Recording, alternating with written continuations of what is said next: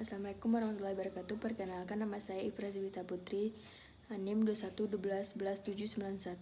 Baiklah, di sini saya akan mempresentasikan tugas Pancasila, yang mana judulnya Pancasila dalam Tentang Revolusi 4.0.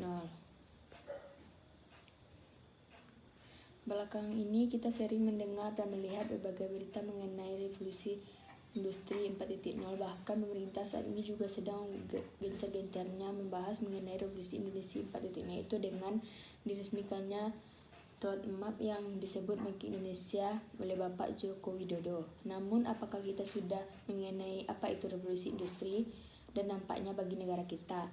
Nyatanya tak sebanyak ini kita yang benar-benar memahami arti revolusi industri itu sendiri. Selain itu, penyebab dari bayangnya pengangguran dalam revolusi industri adalah masalah kompetensi SDM di Indonesia yang didukung dengan merendahnya kemampuan berbahasa Inggris tenaga kerja dan lulusan perguruan tinggi di Indonesia. Padahal sejak MEA, Masyarakat Ekonomi ASEAN, diberitahukan pada tanggal 1 Maret 2020 permintaan akan tenaga kerja semakin meningkat, sehingga pesaing kerja juga semakin ketat. Oleh karena itu, setiap individu harus memiliki kompetensi yang baik, terutama kemampuan berbahasa asing, agar dapat bersaing dalam pasar tenaga kerja internasional. Maka Pancasila lah yang dapat menjadi jawaban tentang kebahasan sumber daya manusia Indonesia. Pancasila sebagai ideologi negara Republik Indonesia merupakan hasil pemikiran yang dituangkan dalam satu rumusan rangkaian kalimat dengan mengandung satu pemikiran bermakna untuk dijadikan dasar, azas, pedoman hidup dan kehidupan bersama dalam negara Indonesia. Pengertian Revolusi Industri 4.0. Revolusi Indonesia 4.0 atau sering disebut dengan Cyberrevolution System merupakan revolusi yang memiliki berkar pada optimisasi serta kolaborasi antara teknologi. Cyberrevolusi 4.0 ini sendiri muncul di abad ke-21 dengan ciri utama yang adalah mengembangkan antara informasi serta teknologi komunikasi ke dalam bidang industri. Revolusi Industri 4.0 atau juga yang biasa dikenal dengan istilah Cyberrevolution System ini sendiri merupakan sebuah fenomena dinamakan terjadinya kolaborasi antara teknologi siber dengan teknologi otomatisasi. Dengan adanya revolusi ini, maka membawa banyaknya perubahan di berbagai sektor. Seperti pada awalnya banyak perusahaan yang membutuhkan tenaga kerja dalam jumlah yang besar, sekarang dapat digantikan dengan pengguna mesin teknologi. Berikut penjelasan lebih lanjut mengenai industri 4.0 yang saat ini menjadi kehidupan masyarakat. Jenis teknologi di dalam revolusi industri. Di tengah terjadinya revolusi industri, mendapat 9 teknologi yang menjadi pilar utama dalam mengembangkan setiap industri yang ada menjadi sistem digital sebagai berikut. 1. Internet. Teknologi yang pertama adalah mengembangkan yang terjadi di revolusi industri adalah internet, yang merupakan sebuah konsep di mana sebuah objek memiliki kemampuan untuk dapat mentransfer data yang ada melalui jaringan tanpa diperlukan interaksi antar manusia. Big Data. Teknologi yang kedua adalah pengembangan yang terjadi di revolusi industri adalah Big Data. Big Data merupakan istilah yang digunakan untuk mengembangkan volume data dalam jumlah yang besar, baik data yang maupun tidak berstruktur.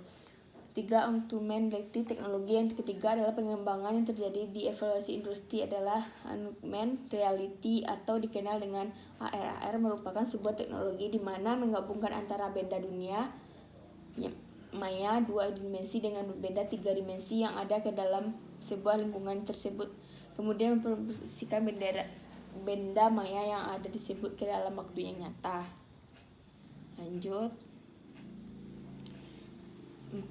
Cybersecurity teknologi. Keempat, mengembangkan revolusi industri adalah yang merupakan sebuah bentuk upaya untuk melindungi segala informasi yang dimiliki dari adanya cyber attacks. 5. Artificial Intelligence atau teknologi yang kelima, mengembangkan yang terjadi di revolusi Indonesia adalah atau yang bisa disebut dengan AL. AL sendiri merupakan sebuah bentuk teknologi berkomputer maupun sebuah mesin yang memiliki kecerdasan seorang manusia. 6. Additive Manufacturing. Teknologi yang keenam adalah pembangunan yang terjadi di revolusi industri, yang merupakan sebuah terobosan baru yang ada di bidang industri manufaktur dan sering dikenal menggunakan printer 3D. Simulation teknologi yang ketujuh dan pengembangan terjadi di revolusi industri adalah simulasi yang merupakan bentuk perwakilan dari operasi waktu ke waktu. 8. Sistem integration teknologi yang ke-8 adalah pengembangan yang terjadi di revolusi industri. Adalah sistem atau sistem integrasi merupakan sebuah perangkaian penghubung antara beberapa sistem baik secara fisik maupun fungsional. 9. Cloud computing teknologi. 9 adalah pengembangan yang terjadi di revolusi industri adalah yang merupakan sebuah teknologi yang menjadi internet saat ini sebagai pusat pengelolaan data maupun aplikasi.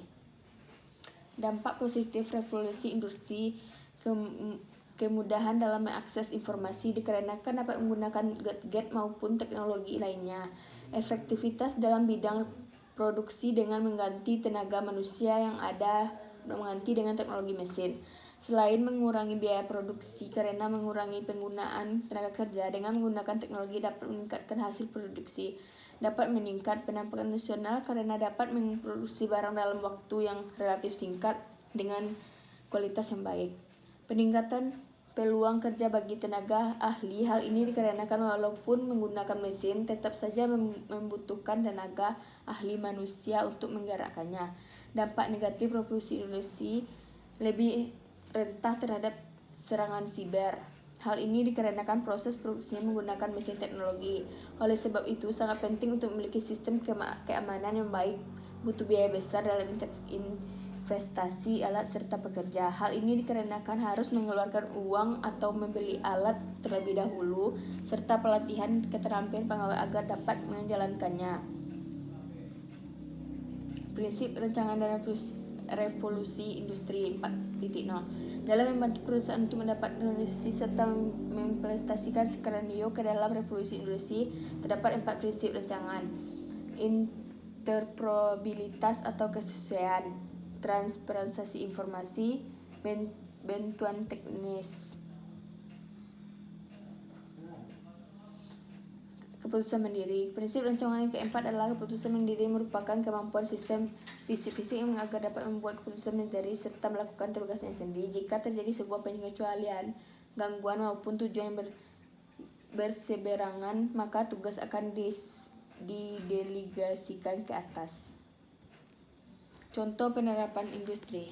Contoh dari penerapan industri Indonesia terdiri dari kita lihat pada industri makanan serta minuman, tekstil, otomotif, elektronik, serta kimia.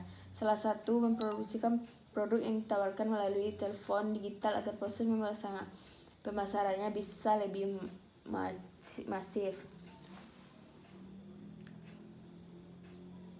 Pengembaraan digital. Contoh keempat dalam pembayaran digital. Hal ini dapat kita lihat melalui industri pembayaran digital yang saat ini terus-menerus bertumbuh.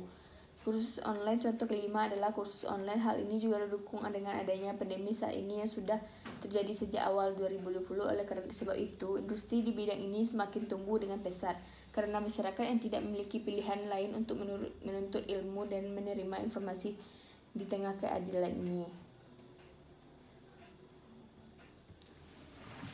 Baiklah, sekian dari presentasi saya tutupi dengan Assalamualaikum warahmatullahi wabarakatuh.